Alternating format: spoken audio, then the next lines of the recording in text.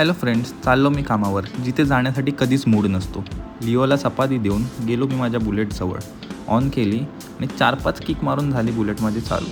मग काय, धुम्म चाले असं गाणं बोलत निघालो कामावर. आमच्याकडचे रस्ते म्हणजे एकदम बटरसारखे. मध्ये मध्ये थोडेसे खड्डे आहेत, पण ते ग्रीपसाठी ठेवले. जास्त गुळगुळीत रस्ता झाला तर गाडी स्लिप मारेल ना, म्हणून. हा ट्रक नुसता रस्ता अडवून धूळ उडवत चाललेला. आता माझ्या तोंडावर पॉन्डसोबत रेती आणि माती पण आहे. गाडी पार्क करून निघालो आज जायला. आज लंचमध्ये मस्तपैकी अजिनोमोटो आणि कलर खाल्ला. सकाळी रस्त्याची एवढी तारीफ केली की माझी गाडीच पंक्चर झाली. पंक्चर काढणाऱ्यांच्या आत एक वेगळाच टॅलेंट असतो. लांबूनच त्यांना कळतं की ट्यूब गेली आहे, बदलावी लागेल.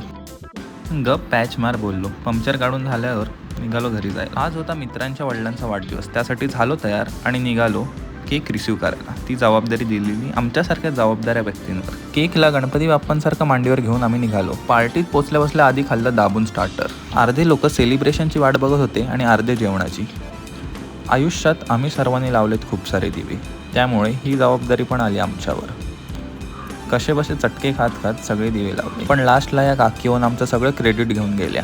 आणि फायनली जी गोष्ट आम्ही करायला आलेलो ती आम्ही केली. हे नाही, हे पण नाही, गिफ्ट देऊन फोटो काढण्याचं बोलतोय मी. फायनली निघालो आम्ही घरी जायला.